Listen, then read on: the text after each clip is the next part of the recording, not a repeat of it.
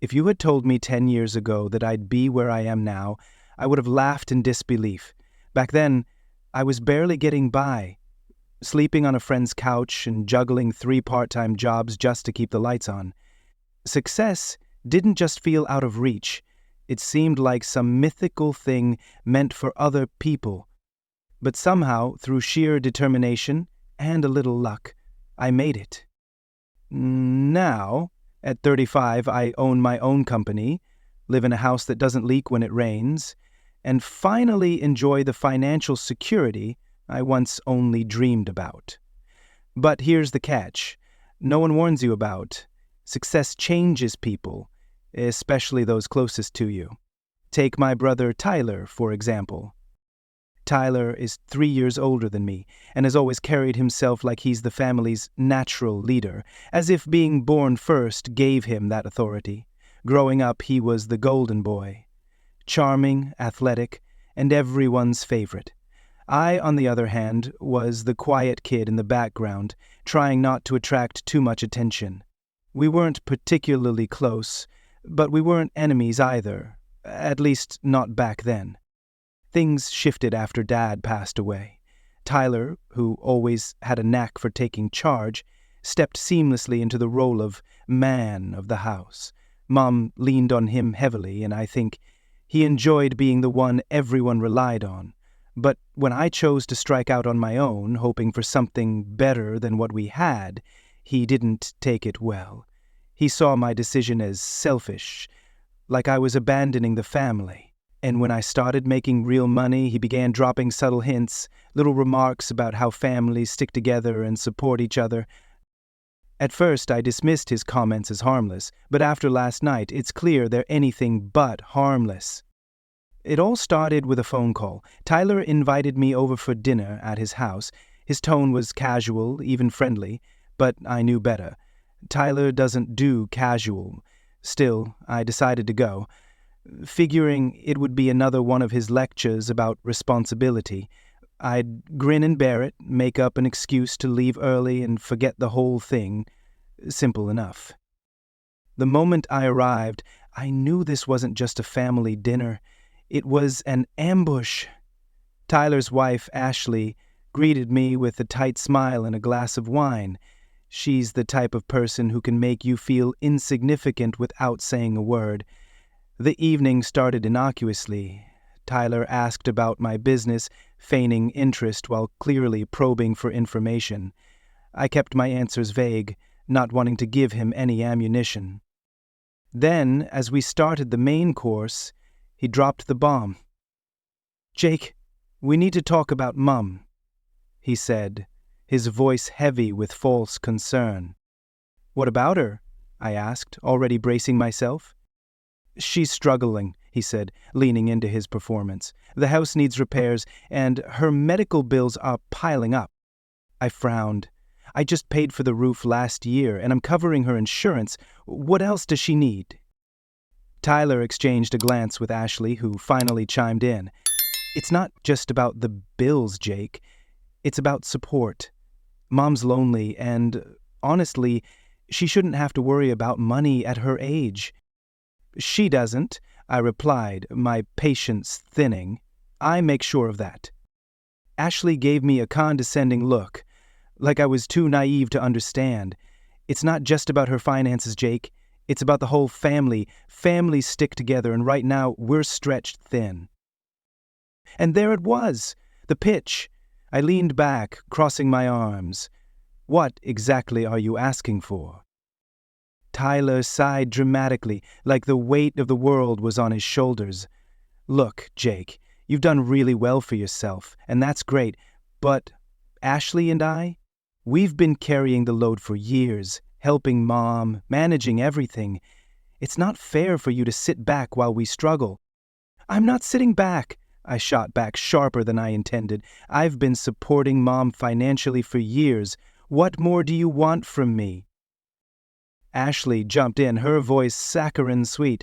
"Jake, no one's saying you're not helping, but think about the bigger picture. You're in a position to really make a difference for the family." I stared at her, struggling to keep my temper in check. Are you suggesting I hand over my money to you? Tyler raised his hands in a mock gesture of innocence. No one's saying that, but maybe we could pool resources. A collaborative effort for the good of everyone. I almost laughed. Collaborative? Pool resources? This wasn't a suggestion, it was a shakedown. The rest of the evening was a blur of passive-aggressive comments and thinly veiled guilt trips. By the time I left, I was seething. Tyler didn't just want help, he wanted control. In his mind, my success was a family resource he could claim, like some unspoken inheritance. When I got home, I poured myself a drink, trying to calm down, but Tyler's words kept replaying in my head. For the good of everyone. It wasn't about Mom. It never was. Tyler wanted my money because he believed he deserved it, as though I owed him for something I never asked for. I woke up the next morning, still fuming. His words weren't just manipulative, they were calculated. He knew exactly how to push my buttons, wrapping his demands in the guise of family loyalty and guilt. The problem was, I couldn't figure out what his endgame was. Could Tyler really believe I'd just hand over my hard-earned money without a fight? Before I could spiral deeper into my thoughts, my phone buzzed. It was Olivia, my best friend since college, and one of the few people I trusted to give me an honest perspective. She had been there for me during my toughest times, those long nights when I wanted to give up and mornings when I doubted I could keep going. If anyone could help me sort through this mess, it was her. "You sound stressed," she said as soon as I answered. "Understatement of the year," I replied. I gave her a quick summary of the dinner with Tyler, his so-called collaborative proposal, and Ashley's role in the ambush. "Wow," Olivia said when I finished. "That's bold, even for Tyler." "You're telling me," I muttered. "I don't know what their angle is, but there's no way I'm letting them guilt me into giving up control of my business." "Good," she said firmly. "Because this isn't about helping your mom. It's about power. Neil Heathers has always been this way, Jake. Seeing you succeed makes him feel like he's failed, so his solution is to try and take credit for what you've built." Her words hit harder than I expected because I knew she was right. Deep down, Tyler couldn't handle the fact that I had outgrown him and achieved something on my own. But knowing that didn't make dealing with it any easier. A few days later, Tyler called again. This time he skipped the pleasantries and got straight to the point. "Jake, we've been talking," he said, in that casual tone he always used when he was about to bring up something serious. "Maybe it's time we had a family meeting." "A family meeting?" I repeated, already bracing myself. Yeah. You, me, Ashley, and Mom. We need to get on the same page about how to handle things moving forward." "Handle what, exactly?" I asked, though I had a pretty good idea where this was heading. The woman sighed, as if I were being deliberately obtuse. "Mom's future, the house, expenses, all of it. Look, you've been doing great, and Ashley and I are doing what we can, but it's not sustainable. If we work together, we can make sure Mom's taken care of." "Tyler," I said, cutting him off, my patience fraying, "Mom is already taken care of. I've been supporting her for years. What else do you want from me?" He hesitated for a moment before replying. "It's not about what I want. It's about what Mom needs, what the family needs." There it was again! The family! As if his and Ashley's plans somehow represented some noble family obligation. I bit back the retort building in my throat and told him I'd think about the meeting, though I had no intention of agreeing to it. That evening, I went to Emma's place. We had been dating for about 6 months, and while the relationship was still fairly new, I trusted her judgment. She had a knack for cutting through the noise and seeing things clearly, exactly what I needed. "So let me get this straight. Emma said after I explained everything. Your brother wants you to bankroll him and his wife, and he's disguising it as family support? Pretty much, I said, sinking into a couch. He's acting like I'm some kind of walking ATM. Emma frowned, her piercing blue eyes narrowing. That's not just manipulative, it's dangerous.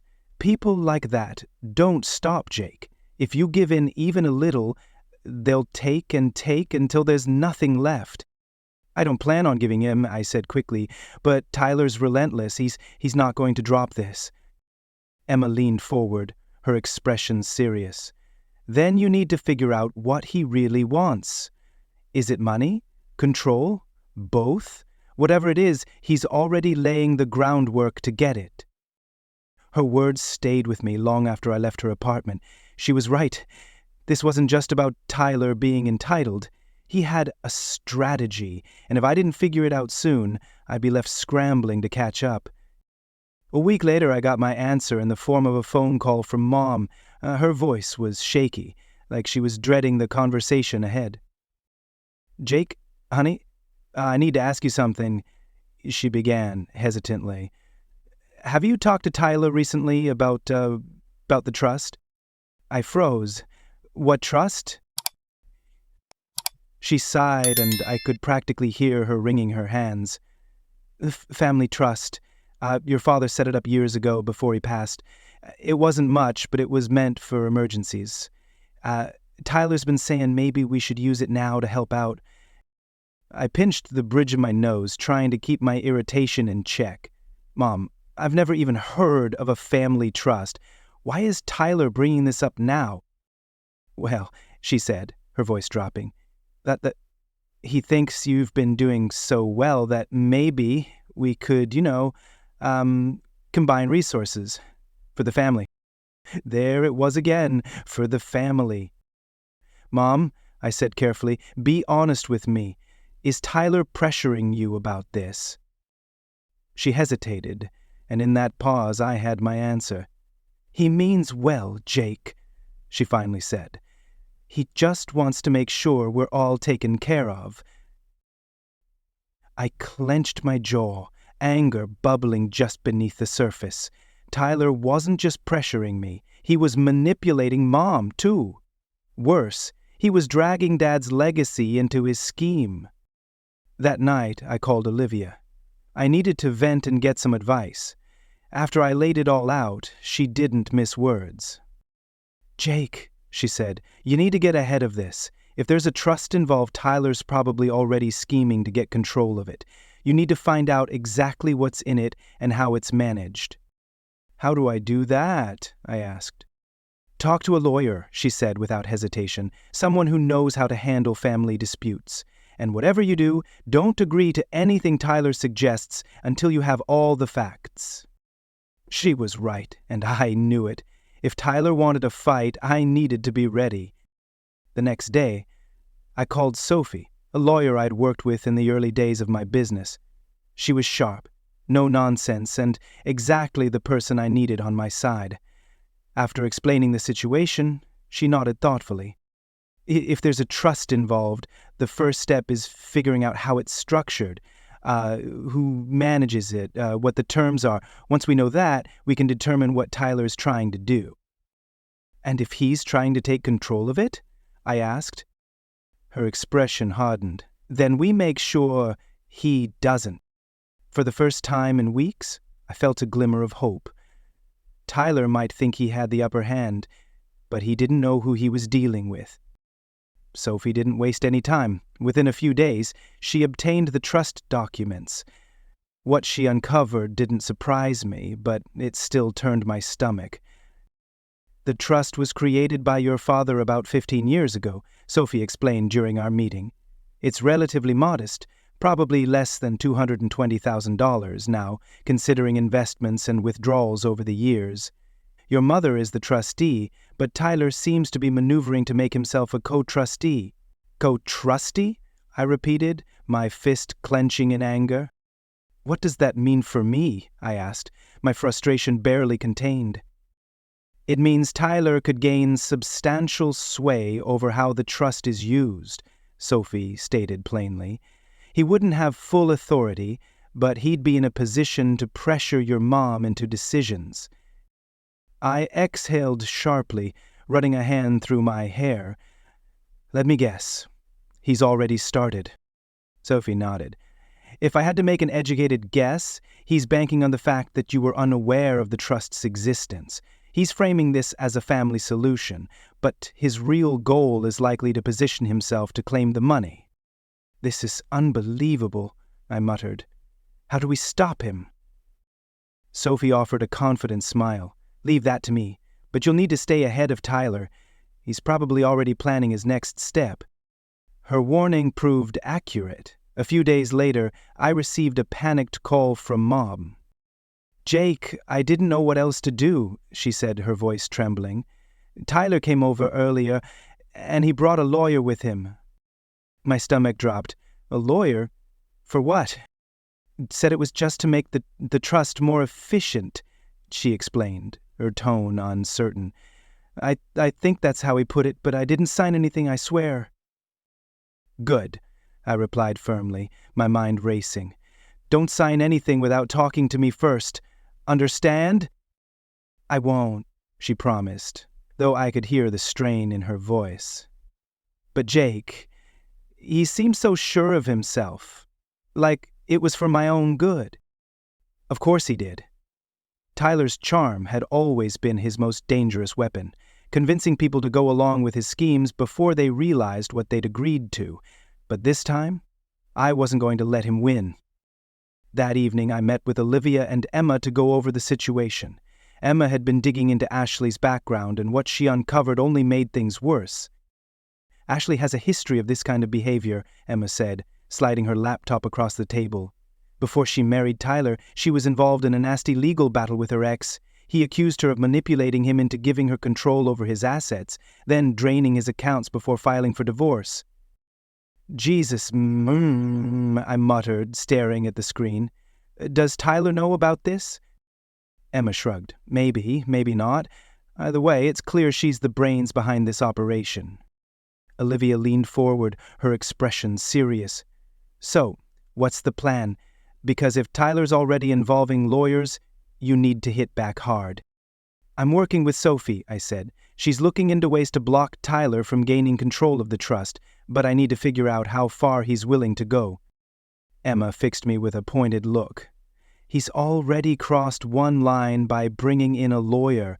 Don't underestimate him, Jake. He'll do whatever it takes to get what he wants. I nodded, though part of me still clung to the hope that Tyler wouldn't betray me, or Ma, completely. That hope was shattered a week later when Sophie called with an update.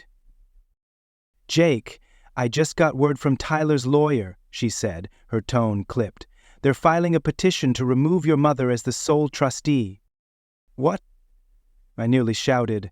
Can they even do that? They can try, Sophie replied. They're claiming she's unfit to manage the trust due to her age and health. They want Tyler to take over as sole trustee. Exactly, Sophie said. It's a bold move, but it's also risky. If we can prove his motives are self-serving, the court won't side with him. But we'll need evidence. Evidence of what? I asked. Anything that shows Tyler's true intentions, she explained. Emails, texts, conversations, anything that proves he's not acting in the family's best interest. I fought back to the dinner at Tyler's house. The carefully orchestrated pitch he and Ashley had delivered. They hadn't left much of a paper trail, but there had to be something I could use. Determined, I started combing through old messages, emails, and even social media posts, searching for anything that could expose Tyler's motives. It was tedious, frustrating work, but eventually I found a lead. Buried in my text history was a message Tyler had sent me months before this mess began. It was short and casual, but the implication was clear. If you're doing as well as you say, maybe it's time you gave back. Mom's not the only one who could use a little help, you know. I forwarded the message to Sophie immediately. This is a good start, she said when we met later that week. It's not definitive proof, but It establishes a pattern of behavior. If we can find more like this, we'll have a strong case." "Where do we begin?" I asked. She smiled. "Leave that to me." Meanwhile, Tyler wasn't letting up. He began showing up at Mom's house unannounced, playing the role of the concerned son while subtly pressuring her to sign over control of the trust. Each time, Mom held firm, but I could see it was wearing her down. She hated conflict, and Tyler knew exactly how to exploit that. With Sophie's guidance, I compiled a dossier of evidence: text messages, voicemails, even a recording of a conversation where Mom admitted Tyler had been pressuring her. It wasn't much, but it was enough to start building a case. The final nail in the coffin came when Emma uncovered Tyler and Ashley's financial records: overdue credit card bills, unpaid loans, and even a foreclosure notice on a rental property they owned. It was all there in black and white. They weren't trying to help the family, they were trying to save themselves. When I showed the documents to Sophie, she smiled for the first time in weeks. "This," she said, holding up the records, "is exactly what we needed." Tyler and Ashley didn't know it yet, but the walls were closing in. Armed with Sophie's legal expertise and Emma's discoveries, I finally felt like I had the upper hand. But as much as I wanted to believe the evidence would speak for itself, I knew Tyler wouldn't back down easily. He'd already proven he was willing to go to any length, and I had a sinking feeling he wasn't finished. My instincts were right. The next escalation came in the form of an email from Tyler's lawyer, addressed to Sophie. It was a formal notice, claiming that my refusal to collaborate was causing emotional and financial harm to the family. The letter accused me of hoarding resources that could be used to support the family, and implied that my actions were selfish and destructive. When Sophie finished reading the email, she let out a laugh. "This is absurd," she said, shaking her head. "They are grasping at straws." "It feels more like a threat," I replied, my expression grim. "What do you think they'll try next?"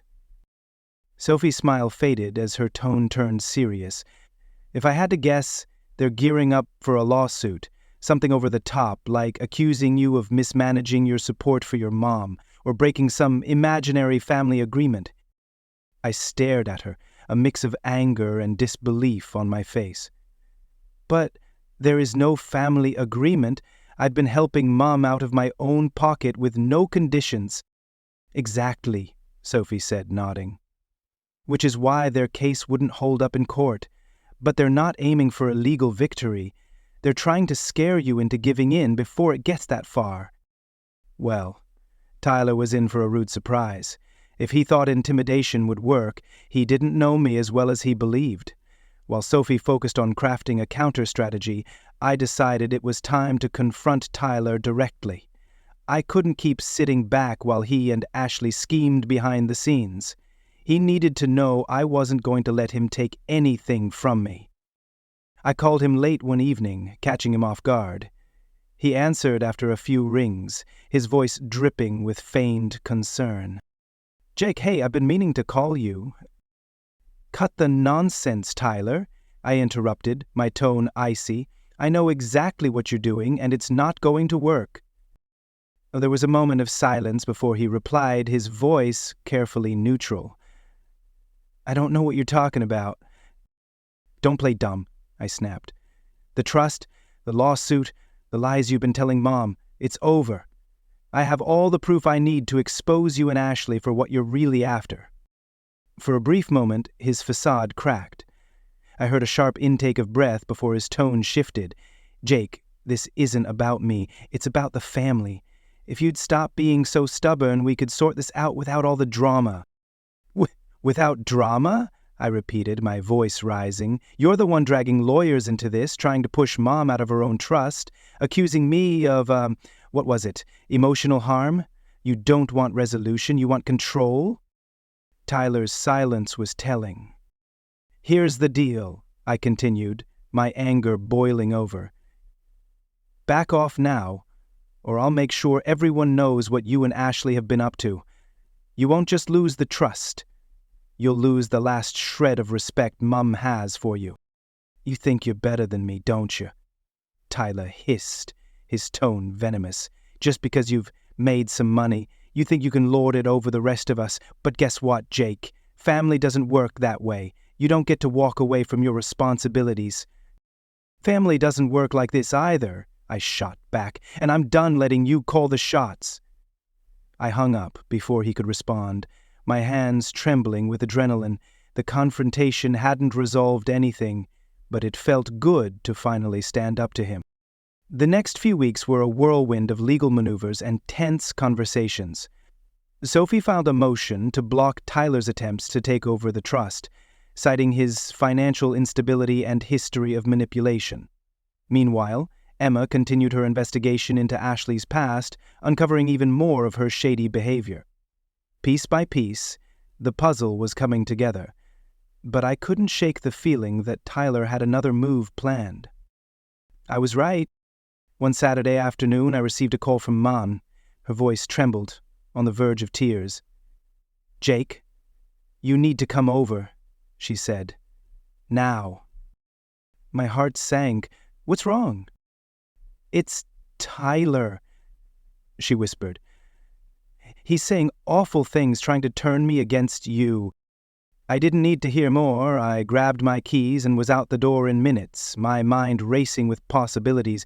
What could Tyler have said to bring her to this point, and how far was he willing to go? When I arrived, his car was already in the driveway. I stormed inside and found him pacing angrily in the living room, while Mom sat on the couch, her face pale and streaked with tears. "What the hell is going on?" I demanded. Tyler stopped pacing and turned to face me, a twisted mix of anger and smugness on his face. "Nice of you to show up," he sneered. "I was just explaining to Mom how you've been lying to her." "What are you talking about?" I asked, my tone low and dangerous. "Told me you're trying to take the trust for yourself," Mom said quietly, her voice trembling, "that you've been plotting against the family." I stared at her, stunned. "You can't seriously believe that—" Tyler stepped closer, his voice rising. "Why wouldn't she? You've been keeping secrets from her for years, Jake. You think throwing money at problems counts as support? But you don't care about this family. Not really." "That's rich coming from you," I shot back. "You're the one trying to take over the trust, lying to Mom and dragging her into your mess." "That's enough." Mom's voice cut through the tension as she stood, her hands trembling. "Both of you, stop it. I can't take this anymore." The room fell silent. For the first time, I realized just how much our feud was hurting her. Tyler and I had been so focused on one-upping each other that we'd lost sight of who we were supposed to protect. Later that night, after Tyler left, I sat with Mom and laid everything out. The trust, the lawsuit, the evidence Emma and I had uncovered. It all spilled out. She listened in silence, her expression shifting from shock to anger to sadness. "I didn't want to believe it," she said finally, her voice heavy. "But I can't ignore what you've shown me. Tyler is not the man I thought he was." It was a bittersweet victory. I'd earned her trust, but the cost was steep. My relationship with Tyler was in ruins, and the family I had fought so hard to protect felt more fractured than ever. In the weeks that followed, the tension reached its breaking point. Tyler, true to Sophie's prediction, filed a lawsuit against me. His claims that I'd misused family funds and failed in my responsibilities were audacious. But as Sophie reminded me during one of our strategy meetings, this isn't about winning in court. I tried to avoid the drama, but I wasn't backing down, not this time. He clearly doesn't know me as well as he thinks, I thought, though the ongoing stress was starting to wear me down.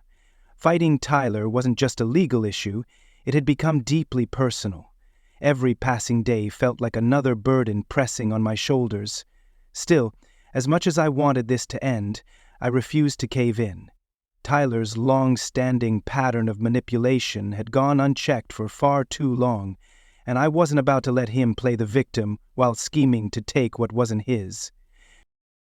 Emma and Olivia were my anchors through the storm. Emma, always resourceful, continued digging into Tyler and Ashley's financial history, while Olivia made sure I kept my sanity intact. "Jake, don't let him get into your head," Olivier said one evening after I vented about the latest court filing. "Tyler thrives on making people doubt themselves. Don't give him that power." "Ginger's right," Emma added, her voice calm but steady. "He's banking on you folding under the pressure, but you're smarter than he is, and you've got the truth on your side." Their words were easier to hear than to live by, but their unwavering support kept me grounded. This wasn't just about me. It was about protecting Mom and everything I'd worked so hard to achieve. The court case became a spectacle. Tyler and Ashley cast themselves as self-sacrificing martyrs, claiming they'd given up everything for the family while I supposedly hoarded the rewards of my so-called privilege. Their lawyer leaned heavily on emotional appeals, painting me as a selfish and ungrateful son who cared more about his business than his family. Sophie, however, dismantled their arguments with surgical precision. She presented evidence of my consistent financial support for Mom, the text messages Tyler had sent me, and, most damning of all, the financial records Emma had unearthed. Tyler and Ashley's staggering debt wasn't just a sign of irresponsibility, it was proof of their real motives. The plaintiff's claims are not only baseless, Sophie argued in court, but they also represent a blatant attempt to exploit the defendant's success for personal gain. This case isn't about family, it's about greed. Watching Tyler squirm as Sophie methodically laid out the facts was strangely satisfying. For once, he couldn't talk his way out of accountability.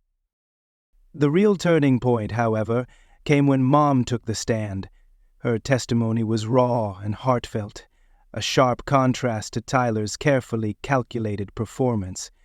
She spoke about the years I'd spent supporting her, the pressure Tyler had placed on her, and the heartbreak of seeing her sons at odds.